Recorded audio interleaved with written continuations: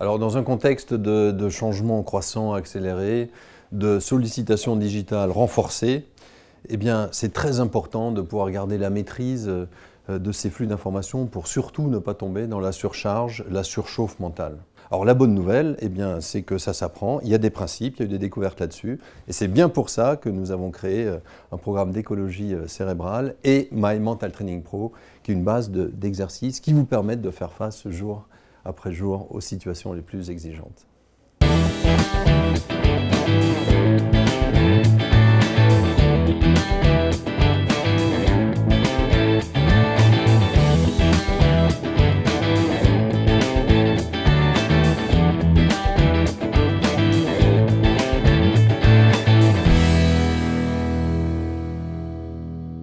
Bonjour à tous et bienvenue dans cet épisode de My Mental Training Pro, la première application de mental training pour concilier sérénité et performance en entreprise. Nous allons vous présenter les 5 principes clés pour bien gérer vos ressources mentales. Alors, il y a régénération, attention, visualisation, sérénité et relation.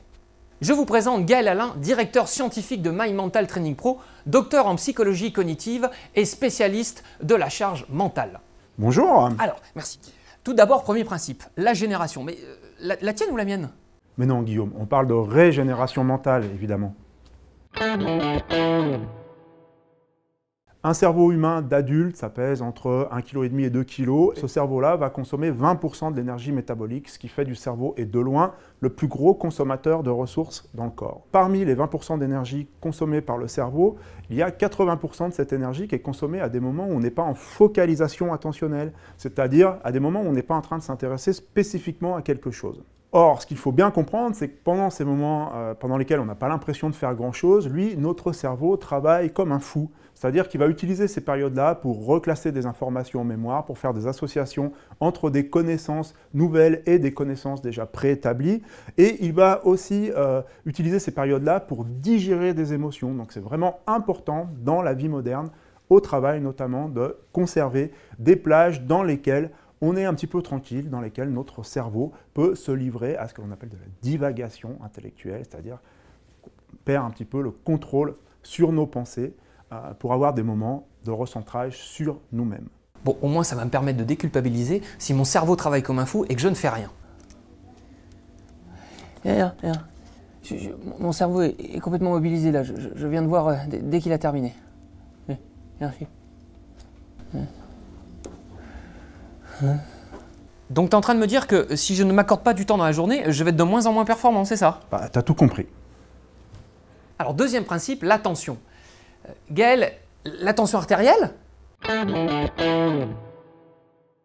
Non, Guillaume, fais attention à ce que tu dis. On parle ici de l'attention, ce mécanisme cérébral qui permet de trier les informations entre celles qui vont faire l'objet de traitements approfondis parce qu'elles sont pertinentes à un moment donné et celles qui vont plus ou moins passer à la trappe parce qu'elles ont moins d'intérêt.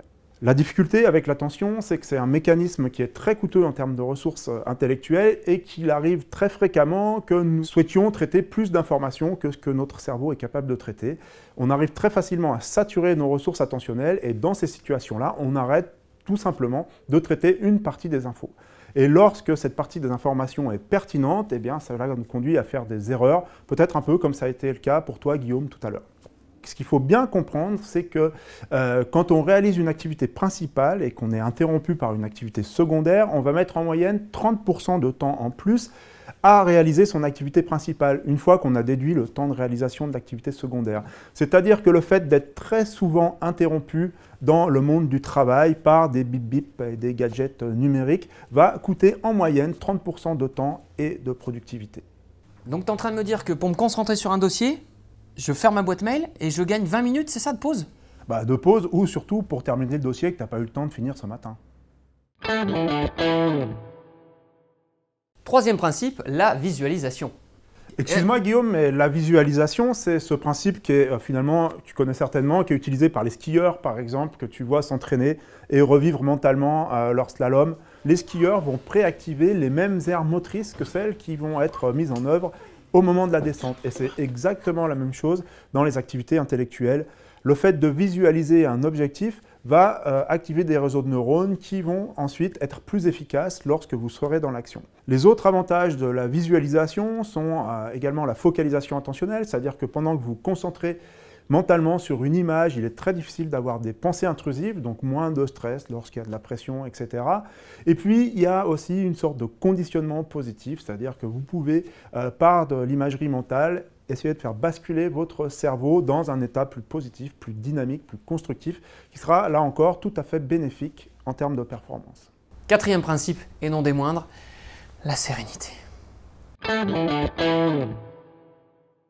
L'idée simplement de la sérénité et de la gestion émotionnelle en général, c'est là encore de partir du principe que ce traitement des émotions a un coût assez important au niveau cérébral et que toutes les ressources qui sont allouées à la gestion des émotions sont autant de ressources qui ne sont plus disponibles pour aller de l'avant, pour traiter les informations que tu as besoin de traiter à un moment donné. Un bon moyen pour gérer ces émotions est tout simplement d'essayer de prendre conscience de l'effet et du cheminement mental que ces émotions font en nous. D'essayer de comprendre pourquoi dans tel contexte, on se retrouve dans tel ou tel état émotionnel. De la même manière, il peut aussi être intéressant de dénommer, de mettre une étiquette sur ces émotions, et ce faisant, l'émotion elle-même va perdre en intensité et on va pouvoir regagner de la marge de manœuvre et du confort intellectuel pour s'atteler à notre tâche avec efficacité. Et pour finir, le cinquième principe, les relations. Alors là, Gaël, permets-moi de te dire qu'au niveau relations, je suis super calé. D'ailleurs, ça me rappelle à l'époque, quand j'étais en CM2, avec mon institutrice, Mademoiselle Pichon. Ah, Mademoiselle Pichon. Oui, j'étais pas le dernier à vouloir ramasser les crêpes. Je t'arrête tout de suite. Si ça se passait aussi bien avec Mademoiselle Pichon, c'est certainement qu'elle avait su créer un climat positif et constructif dans lequel tes capacités cognitives pouvaient s'exprimer pleinement. L'idée générale en matière de relations, c'est que plusieurs cerveaux valent mieux qu'un. Dans tous les cas, notre cerveau est une machine à relations. Certains chercheurs estiment que 80% de nos réseaux de neurones sont consacrés aux interactions avec nos pairs. Donc, pour que tout ça fonctionne bien, il est vraiment important que nos relations se déroulent dans un climat plutôt bienveillant, positif, constructif, dans lequel on n'utilise pas de ressources pour inhiber des craintes et des peurs de dire des bêtises, etc. Bref, le fait d'être en confiance et, à contrario, d'être à l'écoute de ses interlocuteurs sans forcément leur tomber dessus lorsqu'ils racontent n'importe quoi, n'est-ce pas Guillaume? Ça crée une ambiance, un climat constructif propice au développement de la performance intellectuelle. Merci Gaël pour toutes ces explications et on se retrouve très vite pour un prochain épisode de Mind Mental Training Pro. En conclusion, suivez bien les conseils de Gaël, les conseils d'écologie mentale et cérébrale, c'est-à-dire pour éviter la surchauffe et que vous soyez efficace tout en étant serein au travail. Et vous pouvez faire aussi les exercices dans la base Mind Mental Training Pro. Vous les faites à la carte quand vous en avez le besoin. Et vraiment, n'oubliez pas les principes. Régénération, je fais des pauses pour mon cerveau où je rêvasse, où je laisse aller mes idées. Je me focalise, je fais qu'une chose à la fois quand c'est des choses qui demandent concentration et personne ne me dérange. Je fais des exercices de visualisation, comme dans la base, qui me permettent d'accéder à d'autres ressources, d'être plus créatif, à chercher d'autres idées. Je travaille ma sérénité, exercices anti-stress, respiration. Et puis, je contribue à des bonnes relations dans mon équipe, puisque des bonnes relations, c'est un cerveau qui marche mieux. Merci beaucoup et bons exercices, bon training, bonne sérénité.